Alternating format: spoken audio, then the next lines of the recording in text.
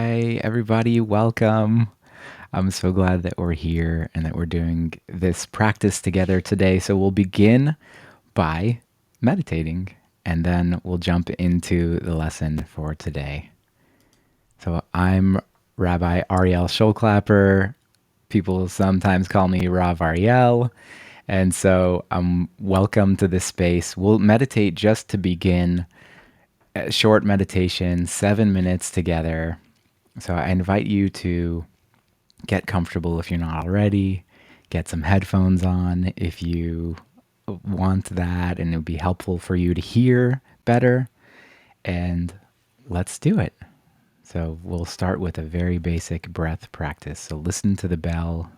I invite you to close your eyes and just listen to the bell.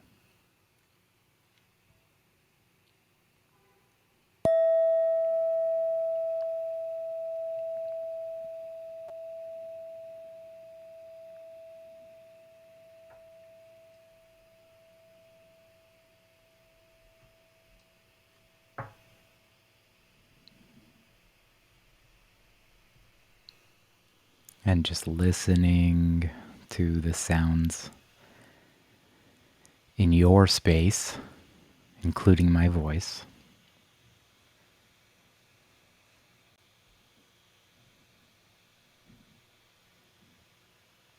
One of the Jedi mind tricks of this practice is to use the sound as part of your practice instead of as a source of frustration or distraction.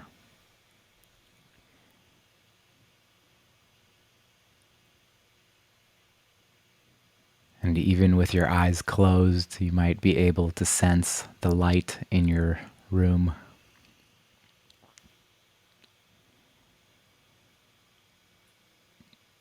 Shifting your attention now to your sense of smell.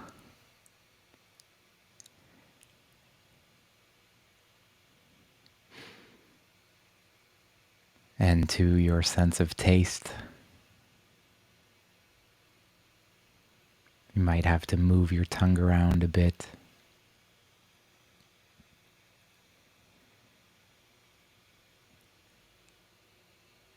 And now inward. Again, feeling your body where it meets the earth beneath you, or the couch, or the chair, or the mattress. Feeling the pressure of your contact with whatever's keeping you up. And zooming out a bit to notice also the places where your body is not in contact. Maybe you feel the coolness of the air.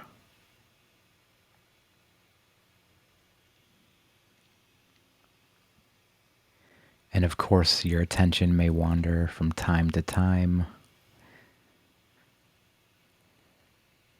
Just bring it on back. That's okay. We'll land in the breath.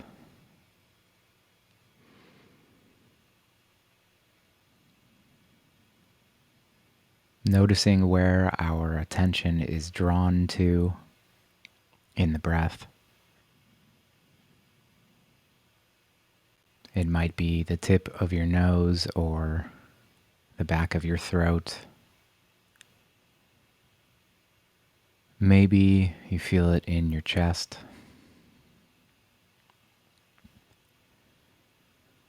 Or perhaps down in your belly.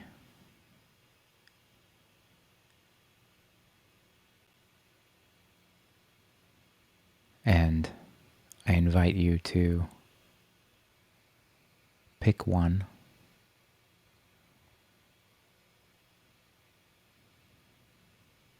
And get curious with it.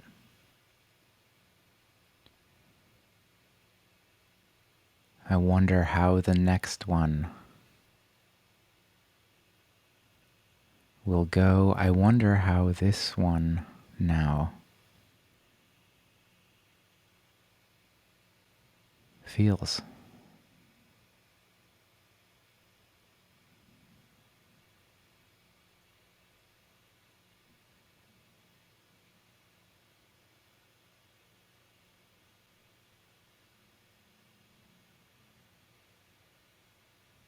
And the process of returning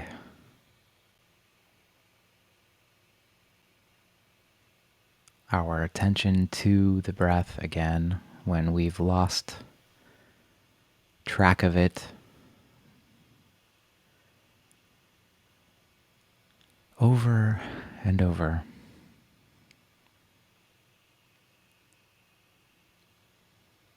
Noticing what comes up. Are we being hard on ourselves?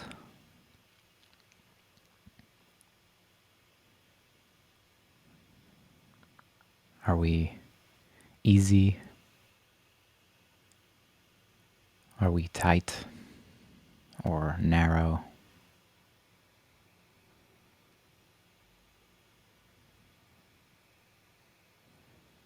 Or can we feel loose and free and energized and even invite the breath deeper?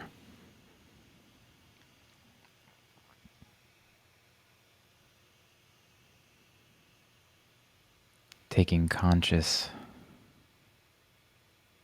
deeper inhales, deeper exhales, longer.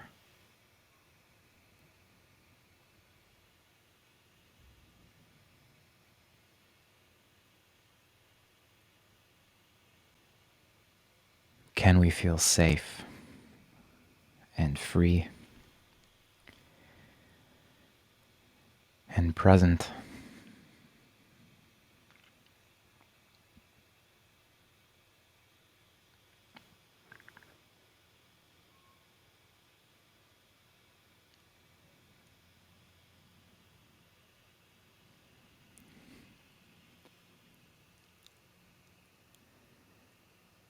Listening to the bell.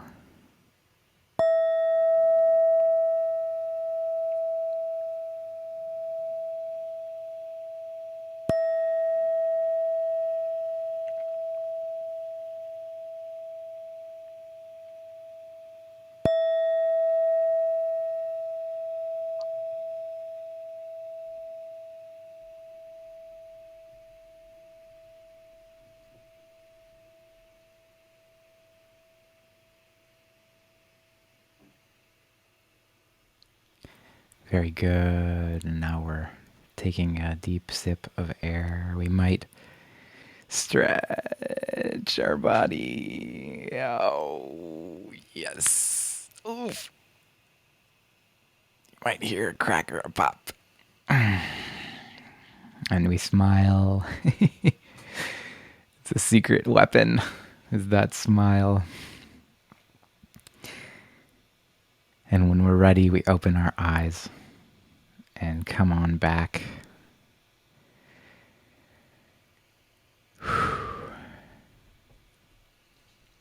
Hi, welcome. So today we're going to talk about Passover and freedom and the Passover's spiritual side of things.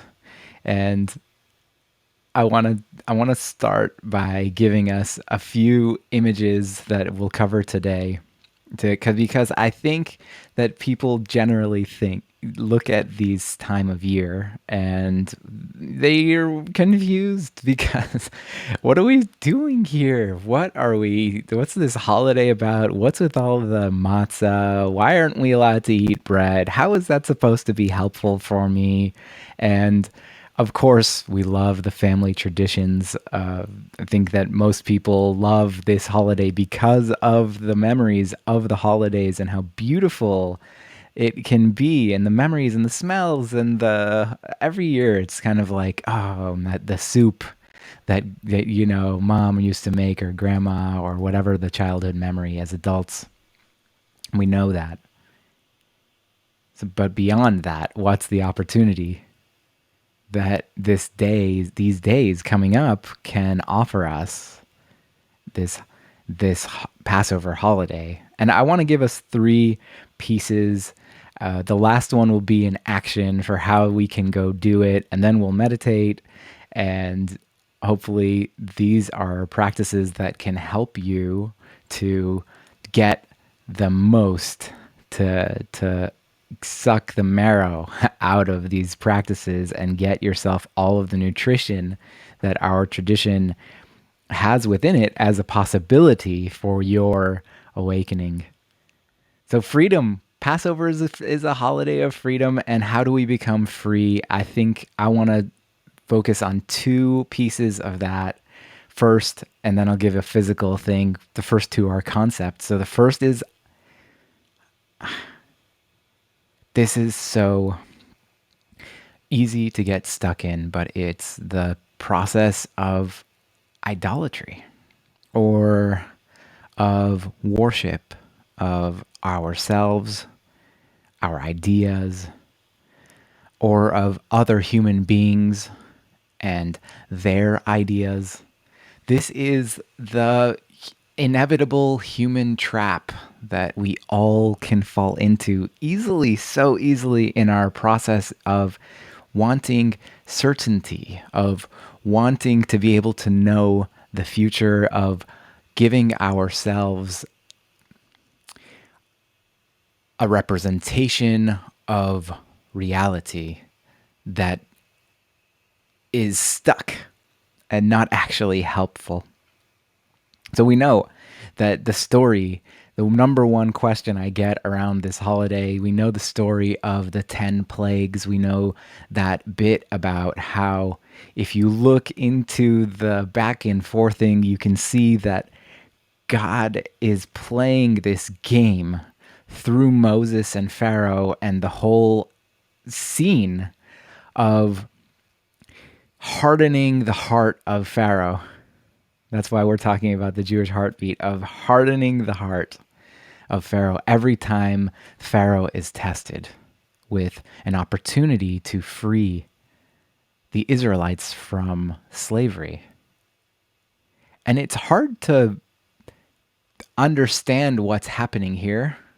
It's hard to understand that, and to understand why such senseless suffering. Why would there need to be such suffering on the way to opening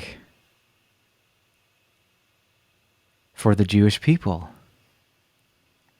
for the Israelites at that time before Judaism existed, who were slaves, who wanted to be freed, whose divinity wanted to free them and us? Because it's a story about us, not just a story about them. How do we do that to ourselves? How are we being called to freedom and our hearts keep getting hard and stale and stuck so much that we can't become free? We wanted, but we're too scared.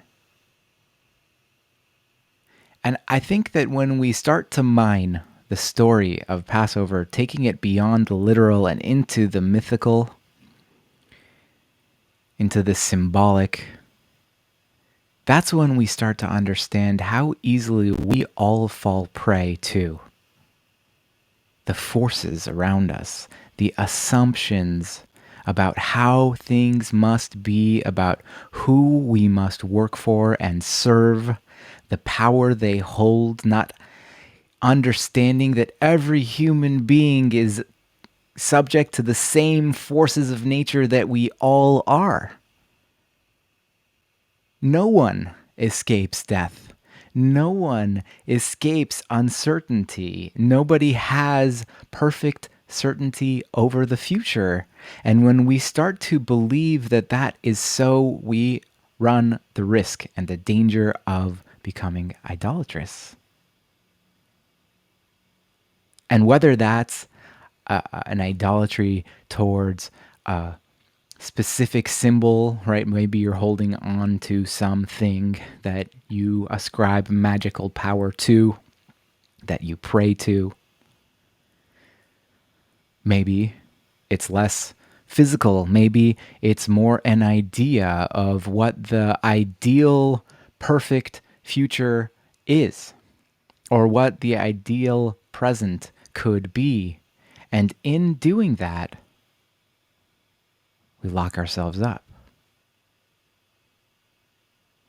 We lock ourselves up and become tight and estranged and confused and maybe angry or even fearful. So this is one of those opportunities for us to learn how we are slaves to those concepts, to those pieces of ourselves, of what's naturally going to occur to us in our lives. And we take that further into our personal spiritual, not just looking outward to the people we idolize or make out to be more powerful, whether that's a parent or that is a therapist or that is a religious leader or that is a spouse or what we hold ideal for our kids. There's so many ways that we can externalize perfection while knowing the truth, which is another piece of this holiday, which I want to move to now to consider for ourselves. How do we work with the matzah, the puffery? See, matzah is a very important concept that we learn from not just physically but spiritually through the eating of it, but also through the consideration that can be done from within it. Of what is matzah? Matzah is flour and water with no yeast. It's flour, for those of the bakers out there who know what that means that there's a very limited amount that this dough ultimately can rise, because it doesn't have the element of chametz. It doesn't have this element of yeast, that what happens when yeast is involved in this process and all the other elements, right? I'm not a baker, but I know that there's elements that go with this yeast. And when you activate this yeast, what happens is now we're starting to get bread. Now we're starting to get cake. Now we're starting to move into the realm of puff, of creating. All it is the same dough filled with air pockets, filled with an active process of bubbling inside that creates this puffing up of the dough with air.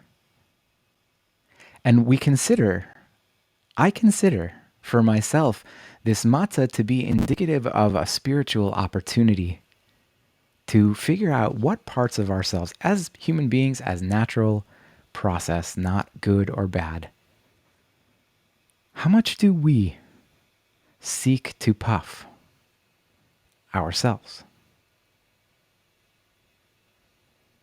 How much do we dress a certain way, speak in code switch, elevate our language to seem smarter? Or perhaps what car we drive or the house we live in, or what are the ways in which we represent ourselves as more perfect, more static than we are? And what could it feel like if we could feel okay? What could it feel like if we could feel okay? just as we are. Flour and water. Human form. Not perfect, not bigger, as we are.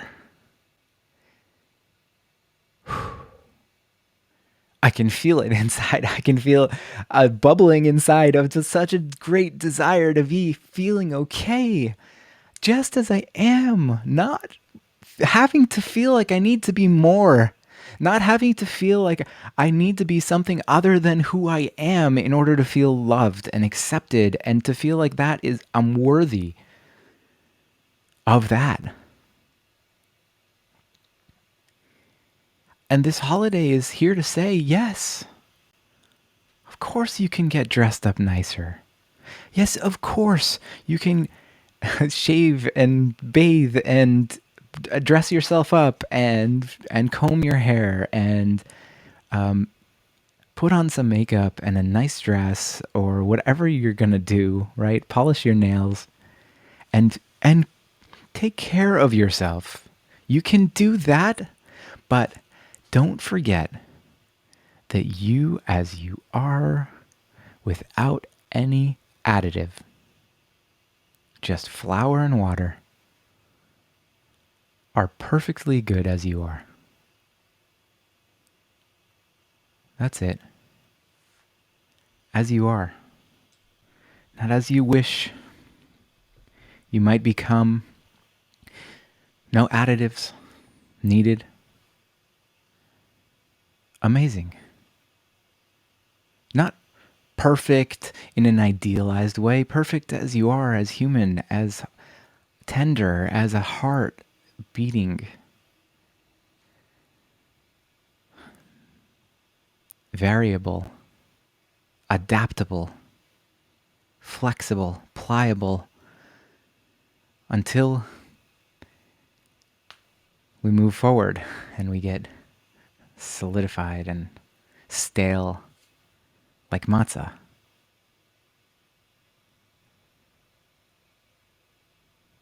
So I want to give you those opportunities to unearth the parts of you that are idolatrous.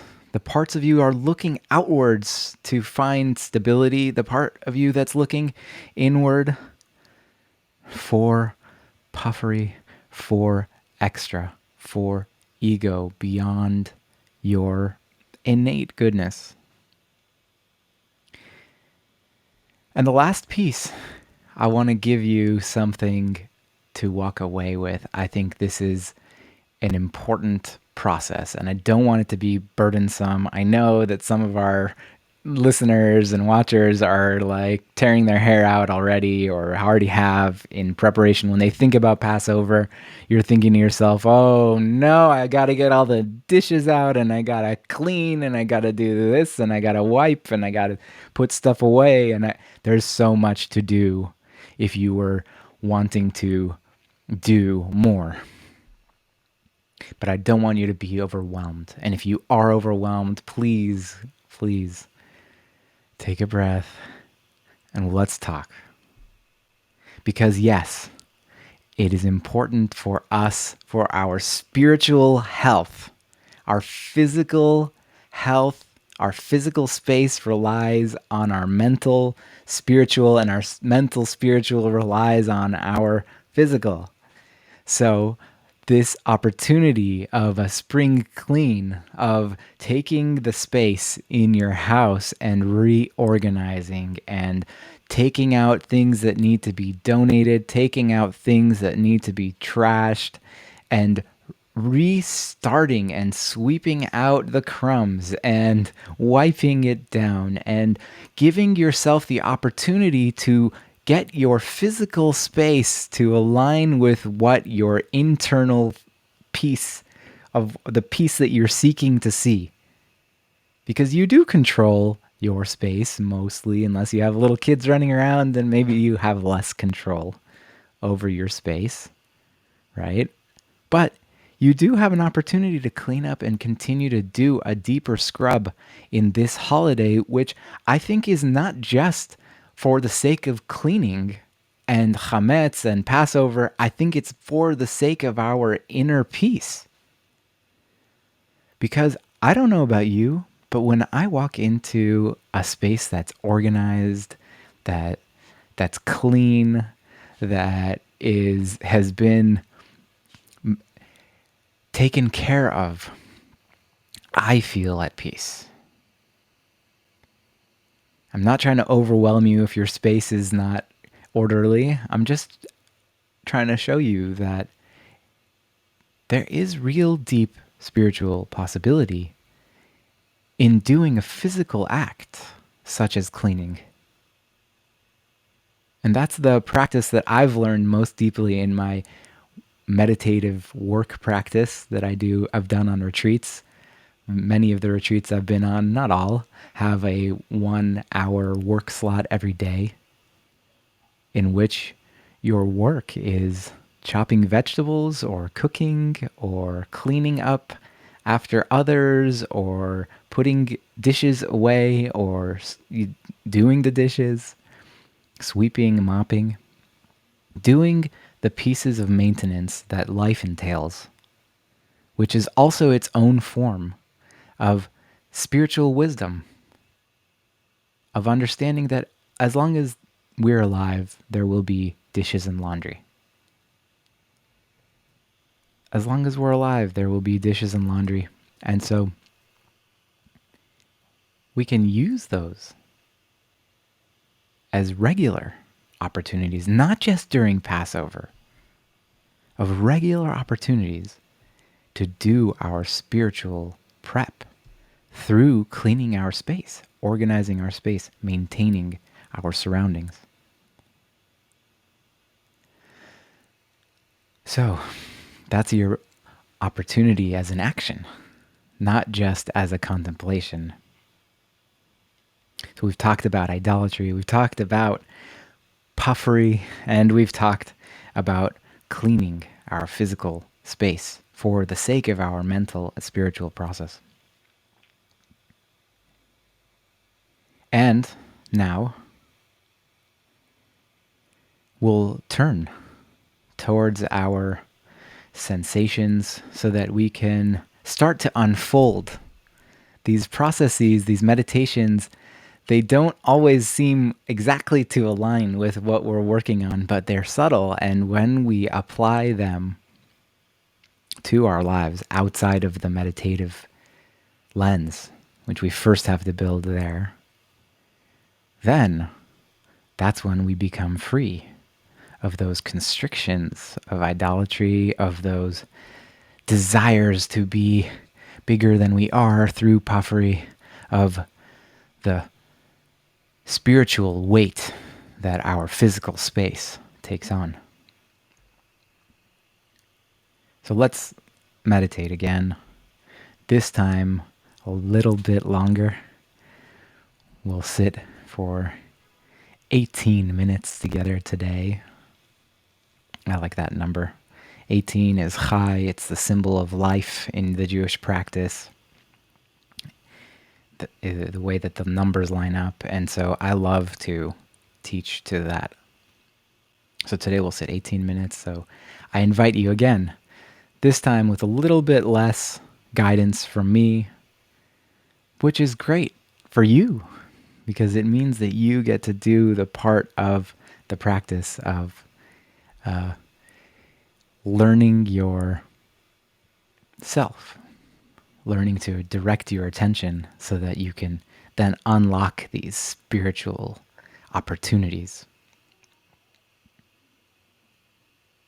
And I hope you join us for more. This is such an amazing process to do together. We do it in our own space, in our own mind, but when we do it together, we are stronger. So I'll ring a bell.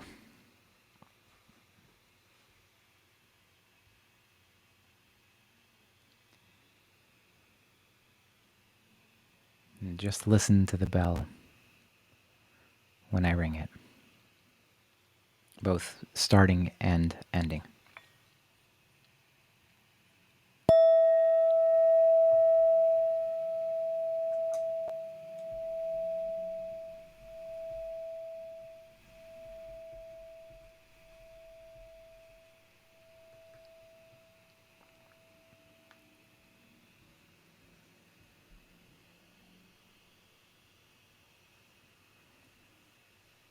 And again,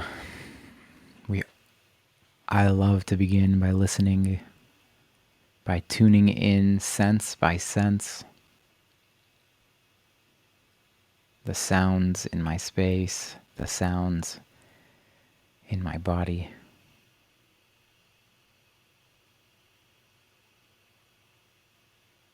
Of my body.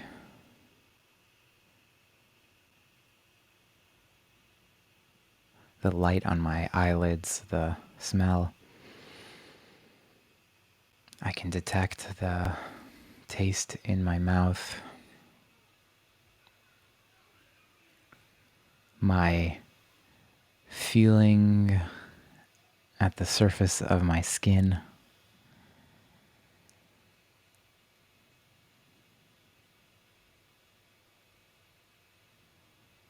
Differentiating what is inside of me and what is outside of my body. Where is that line? And holding my attention at the edge of inside and outside.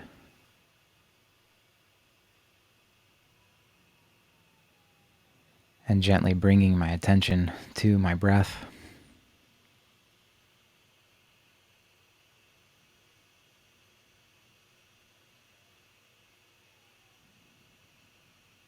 Wherever you feel most connected.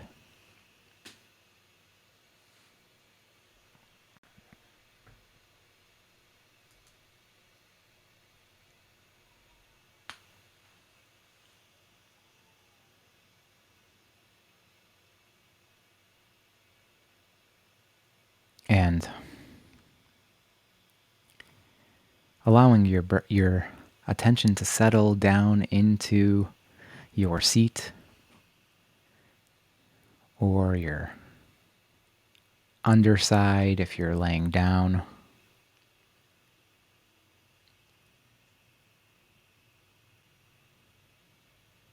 Or your feet if you're standing up.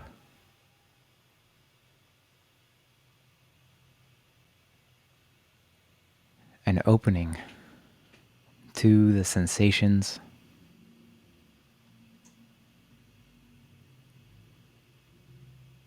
the most prominent, most felt sensation in your body. If there's something calling to you for attention, shift your focus to that part of you and begin to notice, is that sensation pleasant or unpleasant? Or maybe it's neutral.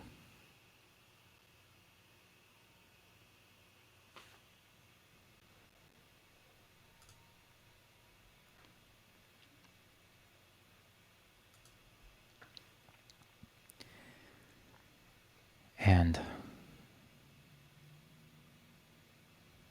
giving yourself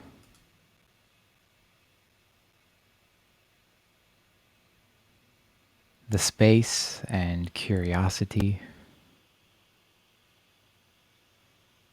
to explore what meeting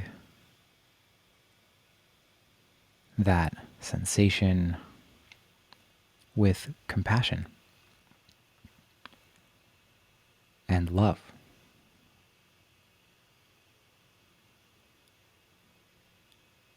What that's like.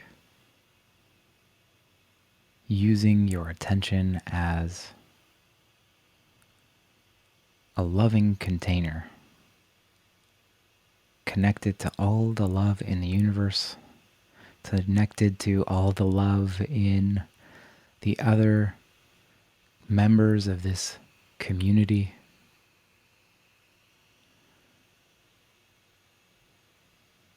who together are holding your pleasant or unpleasant or neutral sensation.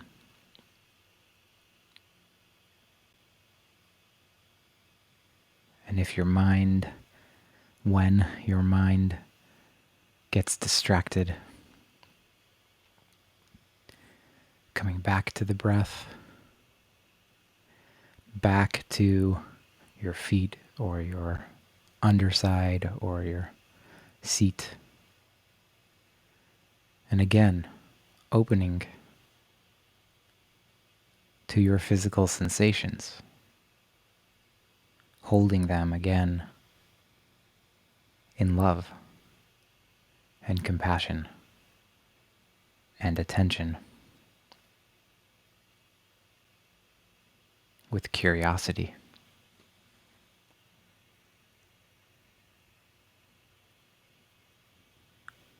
Becoming big enough to hold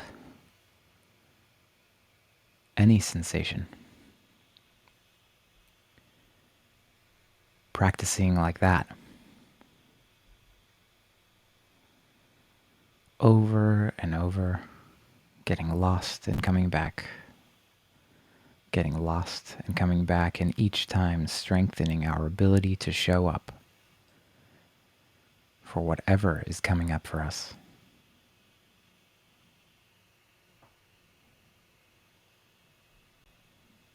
I'll let you try.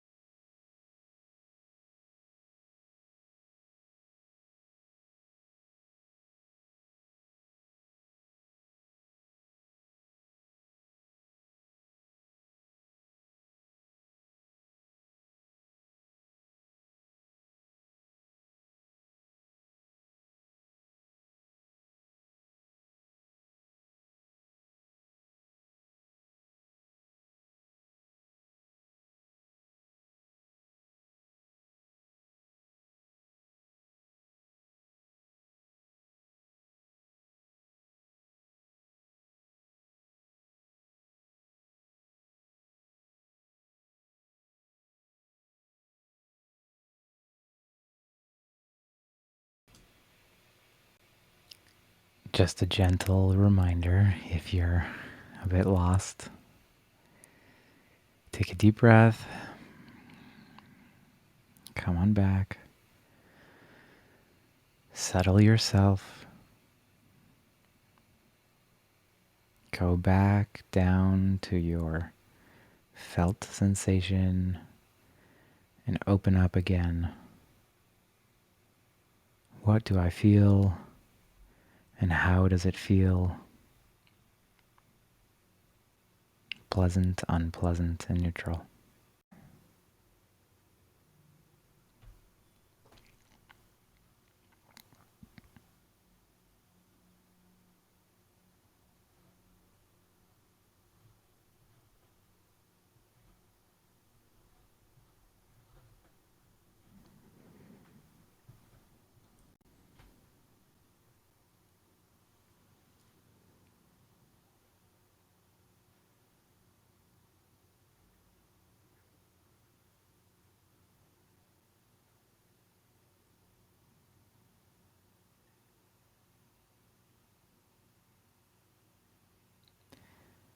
Some sensations you noticed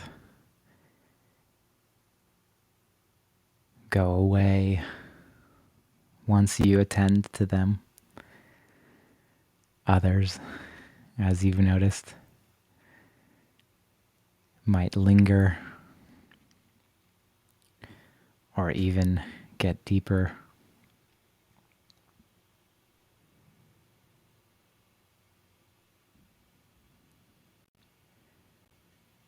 Remind yourself how big the love is, how big the compassion is beyond you that holds that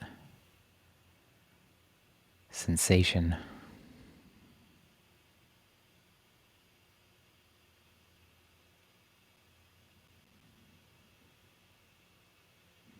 And if you need to pull away,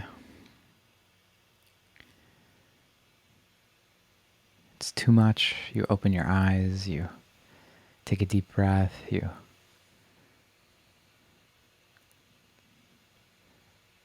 shift your attention to a neutral spot in the body, like your elbow, the back of your knee.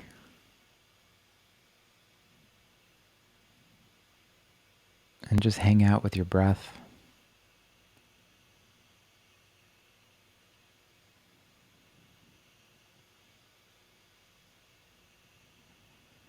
Probably a neutral or pleasant sensation in the breath.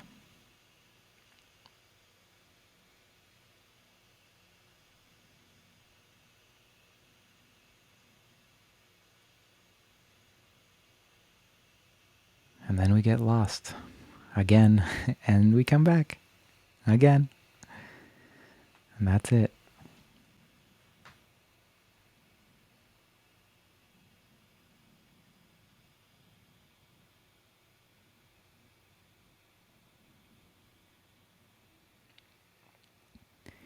This is how we do the deep cleaning of our inner space.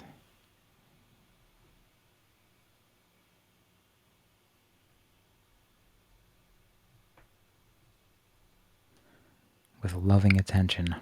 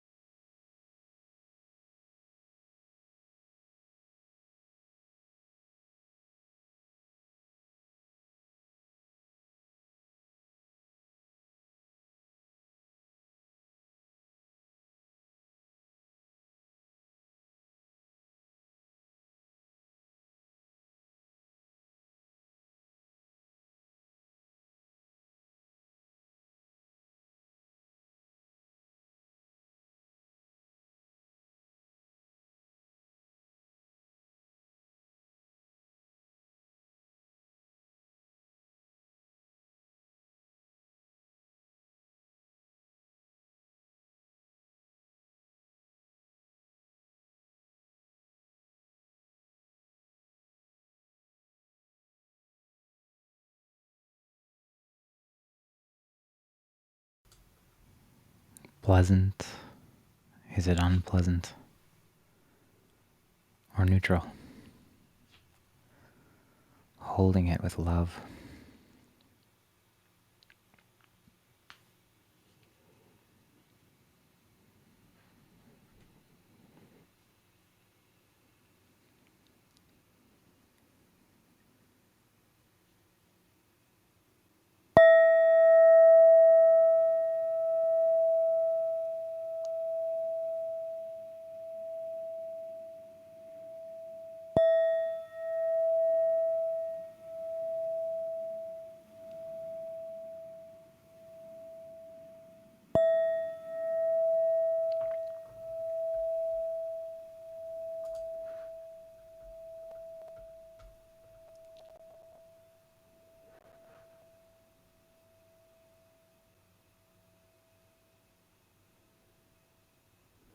So taking a breath, long exhale or two, and a stretch, whatever your body needs. Maybe you need to give yourself a hug. I don't know. A little squish.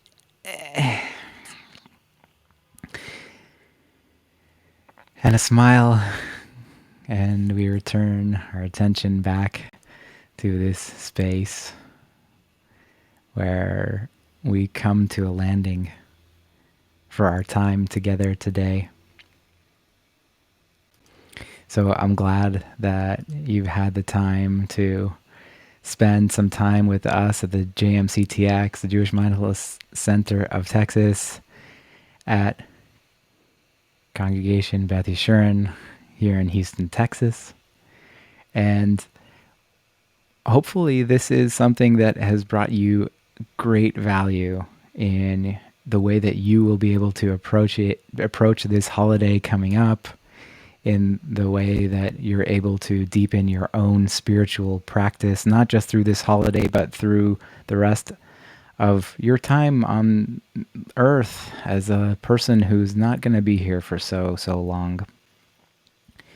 And that's part of how we know the humility of this practice is we know we're not going to be here forever. We are not God. We are okay as we are. And yes, our spiritual affects our physical, and our physical affects our spiritual and mental, and they're all together. That's why we are using the practices that satisfy not only our spirit, but also our mind and our body through the connection and through the practices that we nurture in our day-to-day, seasonally. And that's the opportunity that we have through this Jewish mindfulness practice to go deeper into the roots of why we are and who we are and what we'd like to become, so that we can become free. Because this is all a freedom practice. That's Passover. These are the things that are keeping us stuck, that are keeping us narrow, that are keeping us trapped and suffering. And so we can unravel that together. And this is the spiritual opportunity of all that to be done as an individual, but also with guidance and with community. So we invite you to continue your practice with us together, whether that be through our weekly course, whether that be through retreats that we have various times a year. And if you're watching this on delay, I hope that you will also benefit from this, no matter what time of year, because this is a practice that, although centers in a particular season in the Jewish holiday, is always a theme every single day in the Jewish process of becoming free, of freeing ourselves of the inevitable, just pervasive, persistent challenges of being a human. And when we strip those away each day instead of waiting for the season, then it becomes much easier. It becomes much easier as a process, and getting the momentum to do the changing in the life process that you are looking for in your own practice. So I appreciate everybody being here. I appreciate everybody who it took to get this together. So thank you. You know who you are.